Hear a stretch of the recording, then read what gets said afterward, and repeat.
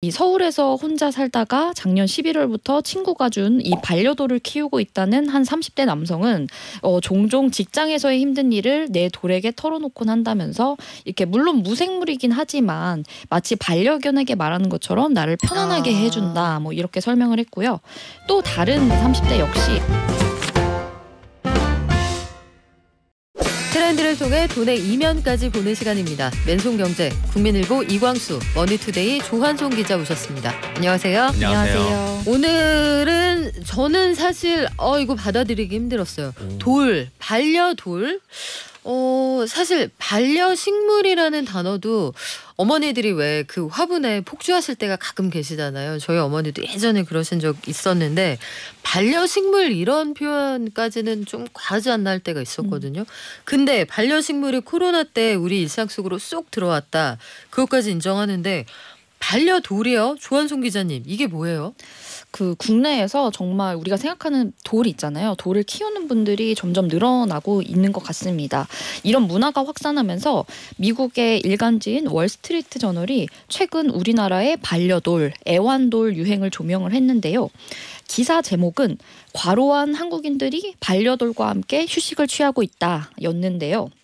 해당 기사에서 월스트리트 저널은 1970년대 미국에서 잊혀진 이 괴짜 유행이었던 애완석이 한국에서 다시 떠오르고 있다 이렇게 설명을 했습니다. 두 분도 어릴 때 좀 보지 않았어요? 집안에 수석 모으는 어르신들 한 분쯤 다 계시잖아요. 네, 맞아요. 맞습니다. 있었던 것 그렇죠. 같아요. 어렸을 때 집안에 돌 수십 개 있는 저희 고모부가 여전히 애지중지 같이 나이 들어간다 이렇게 말씀하시는데 최근 들어서 다시 유행을 하는 거예요? 네, 월스트리트 저널은 반려돌이 앞서 우리나라에서 유행한 가상 장례식 체험이라거나 멍 때리기 대회처럼 바쁜 한국인들이 휴식을 취하기 위해서 찾은 또 하나의 특이한 방법이다. 이렇게 설명을 했다고 하고요.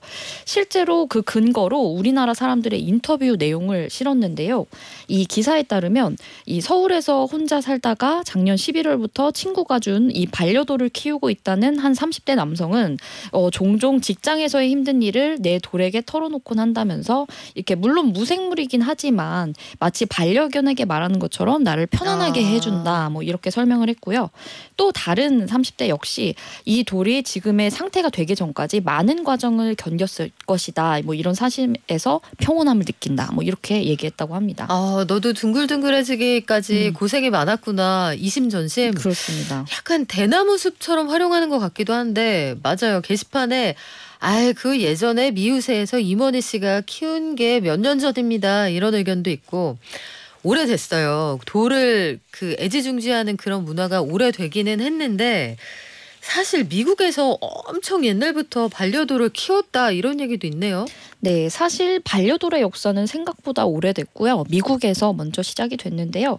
1975년에 한 미국의 청년이 순종 펫락, 그러니까 펫 애완용 돌이라는 이름으로 반려돌을 판매한 적이 있는데요. 잠깐만요. 여기에서 순종이라는 게 우리가 강아지나 어떤 혈통을 이야기할 때 그 순종 맞습니까? 네, 퓨어하다, 정말 깨끗한 돌이다, 뭐 이런 식으로 돌이지만 팔았는데 순종이다. 족보가 있다. 네.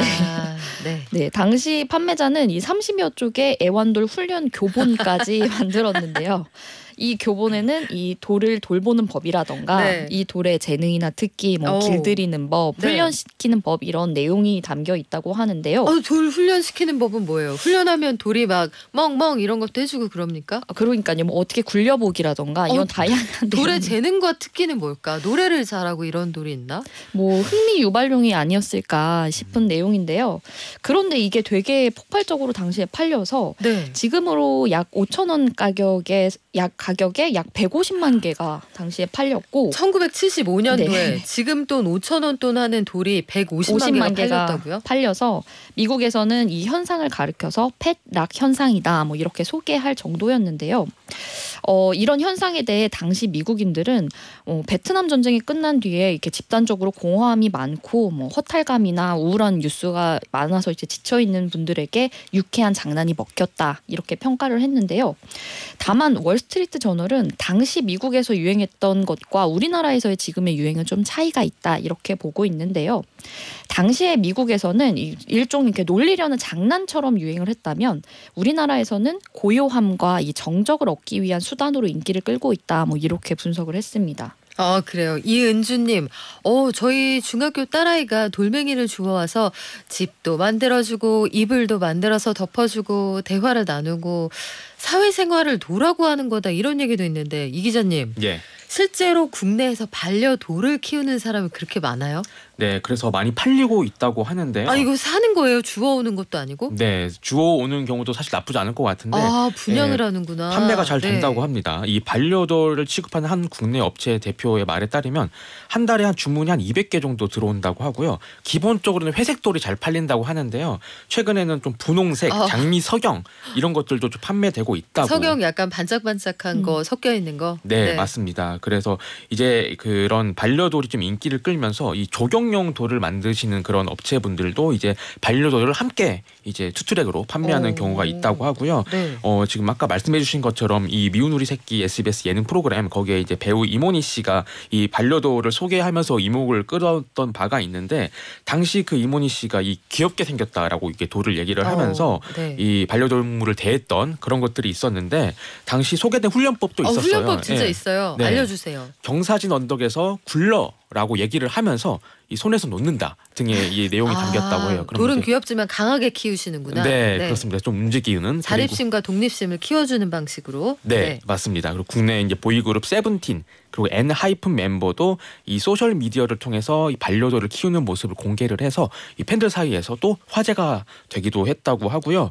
예전에 2021년 12월에는 국내 편의점 업계에서도 일부 이런 반려돌을 좀 이렇게 기획을 해서 판매하기도 했는데 재밌는 게 그 안에 내용 보면은 품질 보증서 그리고 패스톤 가이드북 그 종이집 이 집 같은 것도 미리 주는 거죠. 이런 것들을 함께 판매를 해서 이 돌이 그냥 돌이 아니라 약간 특별한 돌이다 이런 장치를 좀 이렇게 해주는 그런 것들이 있었다고 합니다. 그래요. 이게 강아지나 고양이를 돌보기에는 여력이 되지 않고 뭐 식물도 사실은 우리가 않죠. 솔직히 선인장도 죽여본 사람들 아니겠습니까? 그 식물한테 못할 짓 하지 말고 내가 누구랑 얘기는 하고 싶은데 여의치 않을 때 마음은 이해가 되거든요. 근데 이게 분양도 하고 어딘가에서 사오고 품질 보증서도 있다.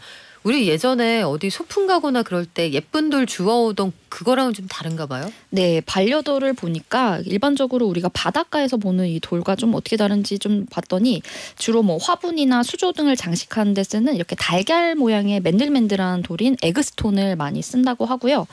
뭐 키우는 사람에 따라서 이 돌의 머리에 올려줄 수 있는 뭐 작은 모자나 집이나 방석 등을 함께 구매해서 이렇게 집을 꾸미기도 하고 있고요.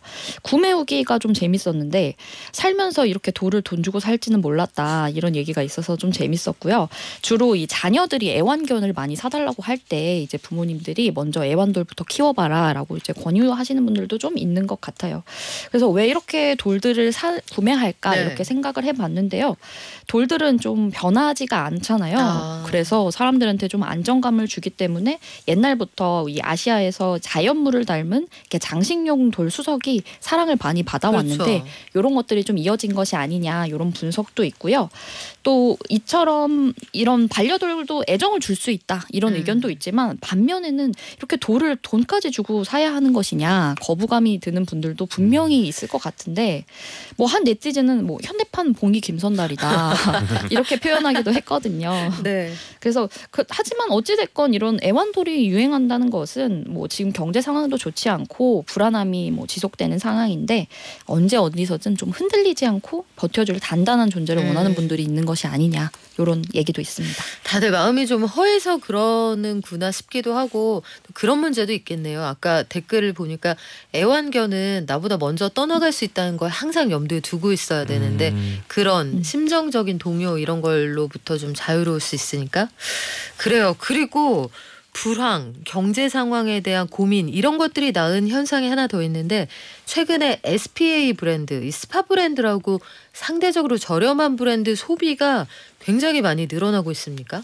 네, 그 대표격이라고 볼 수가 있는 게 유니클로가 있잖아요. 이게 사실 불매운동 영향이 있었는데 그 영향을 벗어남을 뿐만 아니라 실적 성장을 굉장히 크게 했다고 합니다.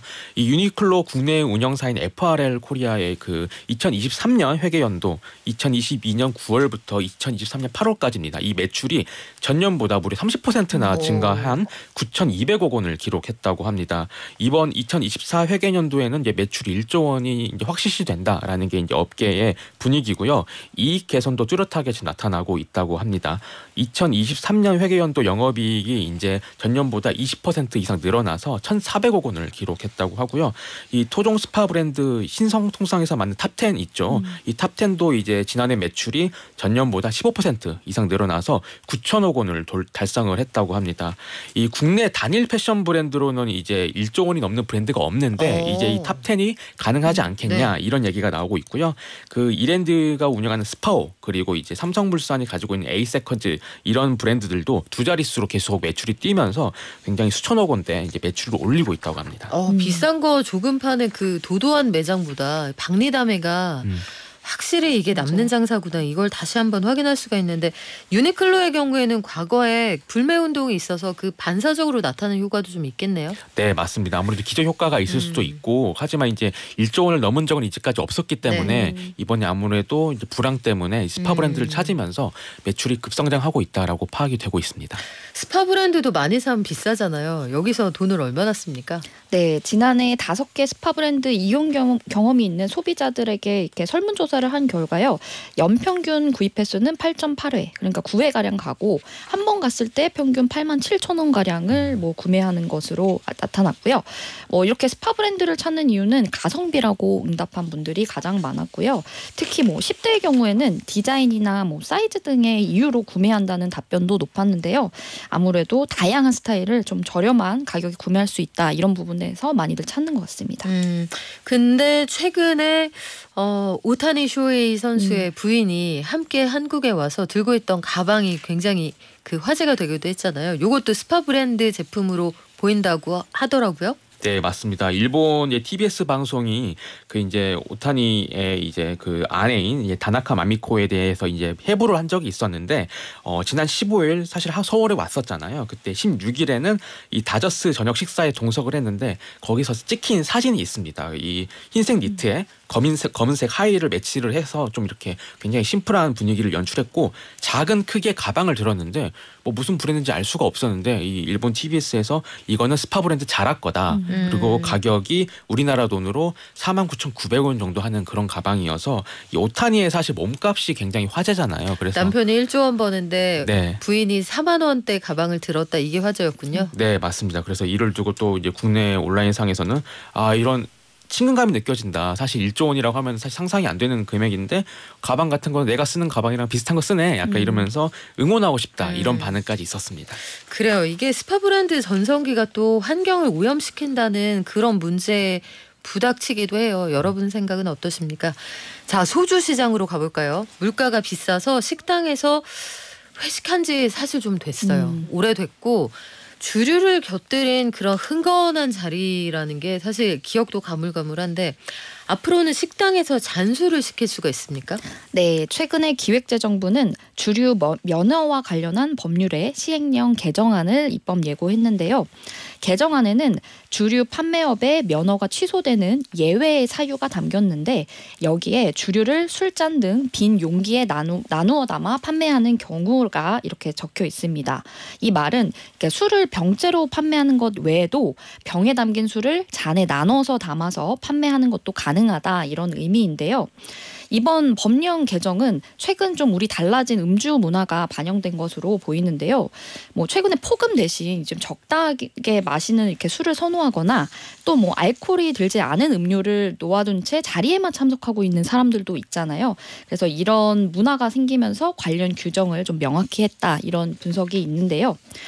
이번 개정안 내용을 보면은 주류를 냉각, 그러니까 얼리는 것을 포함해서 냉각하거나 가열해서 판매하는 경우와 주류에 다른 재료를 섞어서 즉석에서 섞어서 판매하는 경우도 면허 취소의 예외 사유로 규정을 해서 이제 가능해질 것으로 보이고요.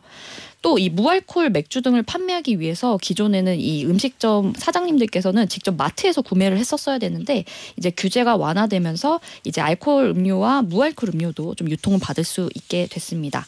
개정안은 입법 예고를 거쳐서 이르면 다음 달부터 뭐 시행에 들어갈 예정입니다.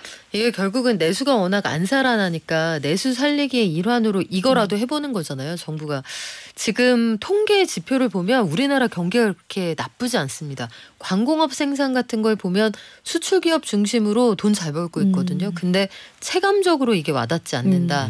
내수가 죽어서 그런데 과거에도 와인이나 위스키 같은 건 잔술로 팔았잖아요. 그럼 이게 다 법 위반이었어요? 네, 그렇지는 않고요. 기존에도 이렇게 잔술 판매는 국세청 내부 규정을 통해서 허용이 됐는데요. 이번에 법령이 정비되면서 잔술 판매의 법적 근거가 좀 더 명확해졌다. 이렇게 볼 수가 있고요. 기존에 이렇게 음식점을 운영하시는 분들께서 이제 혹시나 행위를 좀 처벌받지 않을까 해서 조금 좀 꺼려하셨는데 이번에 법령이 개정되면서 이제 법적 테두리 안에서 마음 놓고 이제 좀 팔 수 있게 된 것이 차이점이라고 볼 수 있습니다. 외식업계는 반응이 어떻습니까? 네, 반응이 좀 제각각으로 나오고 있는데 일단 잔 단위로 팔도록 이제 정부가 허용을 하면서 반기는 분들이 사실 많은 것 같습니다. 이게 고물가 그리고 경기 불황으로 경영난을 겪는 와중에 좀 새로운 판매 방식 자체가 시도할 수 있다는 것이 굉장히 좀 좋지 않냐, 좀 이런 얘기가 나오고 있고 사실 최근 과음을 꺼리는 사회적 분위기가 있는 거잖아요. 그래서 이 병 단위가 아니라 잔수를 원하는 고객들이 분명히 있을 텐데 이런 고객들에게 좀 소구할 수 있겠다, 좀 이런 얘기가 나오고 있고 사실 과거에도 불황 때는 이 담배를 하나씩만 파는 까치 담배가 그 버스 정류장에서 네, 맞습니다. 그래서 그런 것들이 유행이었는데 이번에는 잔술이 또 하나의 이런 돌파구가 될 수 있지 않겠냐, 좀 이런 얘기가 나오고 있습니다. 소주 한 병에 뭐 6,000원 이렇게 하니까 한 잔에 한 1,000원 정도면은 괜찮지 않겠냐, 뭐 이런 얘기도 나오고 있거든요. 그런데 또 마시다 남은 소주를 팔까봐 아무래도 이제 손님들이 좀 꺼려하거나 의심을 좀 제기할 수 있지 않겠냐, 뭐 이런 얘기가 나오고 있고. 소주 한 잔이면 사실 원샷 하면 금방 들어가잖아요. 그런데 이걸 그때마다 이 종업원이 가서 서빙을 해야 되면은 그 인건 그 부담 어떻게 할 거냐, 뭐 이런 얘기도 나오고 있고 또 한 잔 마시면 또 병으로 계속 시키는 분도 많을 거예요. 한 잔 마시니까 오늘 좀 들어간다. 마중물. 네, 이게 그래서 약간 지금 반응은 제각각인데 어떻게 펼쳐질지 한번 지켜보는 것도 재밌을 것 같습니다. 그래요. 이거라도 해보는 겁니다. 경기가 워낙 좋지 않아서. 아까 말씀드린 것처럼 그렇게 수출기업 중심으로 경기 괜찮은데 내수 유통기업들은 요즘 주가도 그렇고 내수 판매도 좋지 않아서 그래요. 잔술과 그 한 까치 담배 한 개비씩 판매하는 이 담배가 돌아온다는 게 좋은 건지 나쁜 건지 모르겠습니다. 근데 이렇게 논의가 된다는 것 자체가 이제 우리 병으로 시키고 그런 문화에서 많이 벗어났다 이런 뜻이기도 하겠네요. 네, 최근에 이제 전 세계적으로도 음주 문화가 조금 변화하고 있는 것 같은데요. 일본에서는 최근 이 젊은 층을 중심으로 술을 멀리하는 생활을 뜻하는 신조어인데 소버 큐리어스 이 문화가 유행하면서 무알콜이나 이 알코올이 낮은 저알코올 음료가 굉장히 유행이라고 하고요. 그래서 아사히 맥주도 지난해 10월에 일반 맥주보다 이제 알코올 도수가 낮은 뭐 맥주를 발매하기도 했고, 뭐 또 다른 맥주 회사에서도 최근 알코올 도수가 뭐 8도 이상인 이렇게 소주와 탄산수를 섞은 이런 술의 제품의 판매 중단을 검토하거나 뭐 줄이는 식으로 좀 이렇게 주류 업계도 변화하고 있다고 합니다. 뭐 특히 일본에서는 정부에서 뭐 피해야 할 음주 케이스로 단시간에 이렇게 다량 음주 이런 거를 지시하기도 했다고 하는데요. 이러면서 이제 선술집에서 있던 뭐 주류 이렇게 무한 리필 제도가 뭐 사라질 수 있다 이런 얘기도 나오고 있고요. 저는 이게 더 신기한데요. 정부에서 음주 지침을 내린다. 이게 아직 가능하구나. 2024년에 여러분 우리나라도 1970년대 정부가 권장 혼수 품목을 정해줬습니다. 금반지 18K. 그 이불 2채 뭐 이런 거 있잖아요. 전기밥솥. 이게 아직 가능하구나. 자, 이게 아마 제너레이션 Z 새로운 세대가 등장한 한국에서는 잘 통하지 않을 것 같기도 한데 이제는 시끄럽게 퇴사한다. 한때 조용한 퇴사가 유행이었잖아요. 네. 시끄럽게 퇴사한다는 건 무슨 얘기예요? 네, 조용한 퇴사의 반대인데 내가 퇴사한다는 그 사실을 널리 알리는 겁니다. 원래는 이제 퇴사한다는 거를 뭐 가까운 분들, 가족이나 친구, 아니면 직장 동료들에게만 알리잖아요. 그런데 이제는 온라인상에서 불특정 다수에게 널리 알리는 겁니다. 예. 전 이제 자유를 찾아서 떠납니다. 네, 맞습니다. 특히 미국에서는 틱톡 플랫폼을 중심으로 유행인데 해시태그로 레이오프 이렇게 검색을 하면은 그 영상만 지금 12,000개 정도 이상이 뜨고 있습니다. 그래서 이 그만두다의 퀴트이랑 이제 틱톡 할 때 톡해서 퀴톡 챌린지라고 해서 이 그만두는 과정을 중계를 해요. 그래서 저도 봤는데 저 이제 그만둔다고 얘기할 겁니다라고 하면서 전화를 하고 그 통화 내용을 다 보여주는 거예요. 그래서 이런 것들이 이제 굉장히 유행이다라고 보여지고 있고 이 틱톡에서는 클라우드 플레어라는 미국 IT 기업이 있는데 이 직원분이 해고당하는 영상을 올렸는데 조회수가 2천만 건이 넘었다고 해요. 와우. 그래서 정확한 해고 사유를 못 들었거든요. 그래서 이런 것들이 틱톡으로 나가니까 또 CEO가 소셜미디어 통해서 미안하다 좀 이렇게 사과하는 일이 벌어지기도 했습니다. 사실 저도 많이 봤어요. 제가 뭐 아마존에서 해고됐습니다. 그래서 회사에서 딱 그 출입부터 통제하고 네 짐은 집으로 붙여줄게. 이거 냉정하게 하는 거 봤는데 조 기자님 왜 동네방네 이 얘기를 왜 하는 걸까요? 네, 그 영상을 보면은 상사가 뭐 부당한 발언을 한 이런 화상회의 녹화본 등 다양한 좀 불만이 반영돼 있는데요. 아무래도 이 Z세대 젊은층들이 열악한 근무 조건을 폭로하는 방법 중에 하나로 사용하고 있다. 뭐 이런 얘기가 있고요. 뭐 실제로 좀 해고가 많았던 업계 중심으로 이런 영상이 많다고 하고요. 다만 좀 우려되는 것은 시청자들 사이에서 막연한 뭐 불만과 이렇게 스트레스가 바이러스처럼 퍼질 수도 있다. 뭐 이런 의료도 있어서 좀 다양한 의견이 있는 것 같습니다. 해외는 그렇다 치고 한국은 어떻습니까? 네, 한국도 유튜브를 중심으로 이런 게 네. 되게 많아요. 그래서 퇴사 브이로그, 퇴사로그 이런 거 치면은 수많은 영상이 나오는데 이게 미국이랑 조금은 다른 게 우리나라는 이제 내가 퇴사하는 이유를 설명하는데 좀 많이 할애가 됩니다. 그래서 나는 막상 다녀봤더니 1년 동안 다녀봤더니 좀 이런 점들이 문제가 있었고 막 이러면서 앞으로는 무엇을 할 거고 이러면서 댓글도 보면은 정말 따스합니다. 너무 화이팅이고요. 저도 그런 상황에 놓여 있습니다. 그래서 좀 위로와 공감, 아무래도 이런 부당함을 이렇게 고발하는 것도 있겠지만 우리나라는 약간 위로와 공감 그리고 약간 함께 힘내보자 좀 이런 쪽으로 많이 좀 흘려 들어가고 있는 것 같습니다. 해외는 고발 쪽이고 우리는 위로와 공감 쪽이고 그동안 많이 고생했다. 네. 김혜민님이 이게 느낌표가 몇 개인가요? 저도 이번 주까지 다니고 퇴사합니다. 느낌표 9개. 너무 좋아요. 느낌표 10개. 그래요. 고생 많이 하셨구나. 새로운 시작을 저희도 응원하겠습니다. 지금까지 맨손경제 조한송 이광수 기자였습니다. 고맙습니다. 감사합니다.